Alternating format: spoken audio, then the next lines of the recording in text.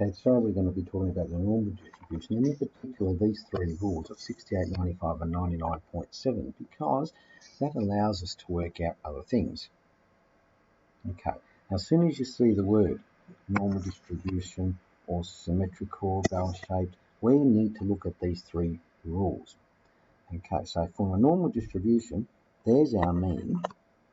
Okay, and if we use the standard deviation and we add or subtract one standard deviation from it, then we've got 68% of the data lying between it. So we added the mean plus one standard deviation, the mean minus. Now if there's 68% in here, altogether we must have 100%. That means we've used 68, 32% left, halve it, 16%, 16 in there, 16 in there. Then we can get two standard deviations from the mean. So there's your mean, we're adding two standard and we're subtracting two standard deviations. And that means in between these two numbers, there's 95% of the data. That's the rule. So 68, 95, 5% left over, half of it, 2.5 on either side. And then the last one, 99.7, means we're three standard deviations away. So we're going to go 3, add and subtract the three standard deviations. So we have 99.7 between them, 0.3% left over, half of that equals 0.15%. So 0.15%, 0.15%. So this is what they do even with your results. Now all these can be broken down into separate things. So the 68, there it is, 34 and 34. Then we have the 95 from there to there. So the difference between 95 and 68 is 27%. So this little bit in here is 13.5. This little bit in here is 13.5. And then we could keep breaking it down. Okay. If it's straight in the middle, the mean, that's what they give you. Then it's 50 this one and 50 this way. 50% that is. Example 1. It says the wrist circumference of a group of people were recorded. The mean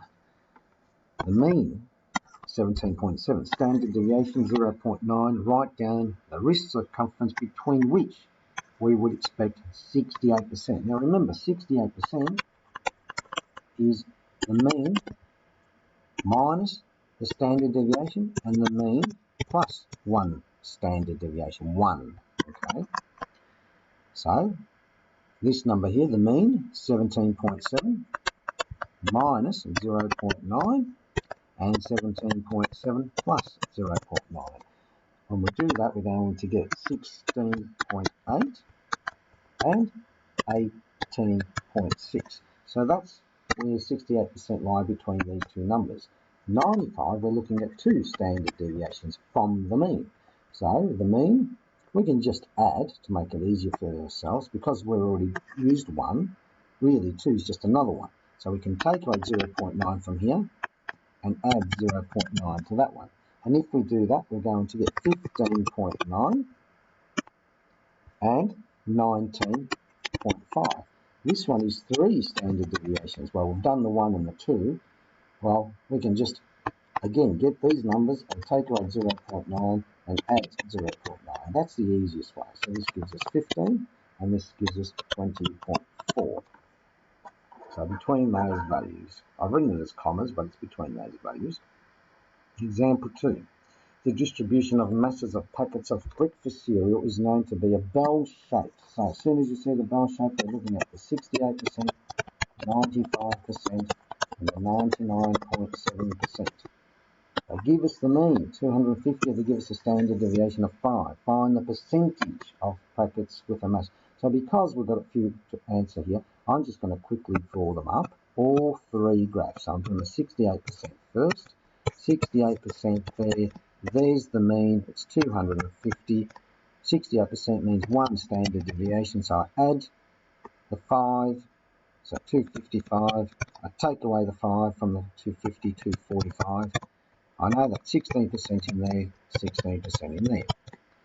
Next one is 95%, 95%, so 95% in the middle, which means there's my 250, add 5 to this, 260, take away 5 from this one, 240, 5% left over, 2.5 in here, 2.5% in there. The last one, 99.7. 99.7%. You can see I'm not drawing it that correctly. 250. Add 5 to this one, 265. That was 240. Take away 5 from that one, 235. 0.15% left in here, 0.15% left in there. Okay, now it says less than 260. Less than 260. So I'm going to look for my 260. 260 is right there. Less than that is all these. So 95% plus the 2.5. So 95% plus 2.5%, 97.5%. Less than 245. 245 is right here. Less than that, 16%. More than 240. 240 is right here. More than that. It's the 95 plus the 2.5, so again 97.5%. Between 240 and 255. Well, 240 is here and 255 is here. So we've got all that, and 240, remember, is another standard deviation. So we've got the 68 and that 13.5. We can see it over in the top one over here. So we got there. That's the 240, and that's the other one. So we got the 68 and the 13.5. Okay, let me just go back down. So 68% plus 13.5%. So you're looking at 81.5%. That's what that is. Example 3. A number of matches in a box is not always the same. When a sample of boxes, so we're talking about a number of matches. When a sample of boxes was studied, it was found that the number of matches in a box approximately normal, bell-shaped distribution. So again, 68%, 95%, 99.7%. With a mean of 50. So x bar equals 50. Standard deviation of 2. So s equals 2. In a sample of 200 boxes, how many would be expected to be more than 48 matches? So that's what we're looking at for the 48 matches. That means from my mean is 50, I've got to go down. So really, I'm looking at the 68%, aren't I? 68. There's the mean of 50. 1 standard deviation away gives me the 48. 1 standard deviation this way gives me 52, which means I've got 16% in here, 16% in there. More than 48 matches, 68 plus the 16, 68% plus the 16%, 84%. But if we're looking at the question again, it says, in a sample of 200 boxes, how many would be expected? So how many of these 200 boxes have more than 48 matches? Well, we worked out 84% of these boxes have more than 48 matches, so 84 out of 100 times the 200 gives you 4 2s are 8.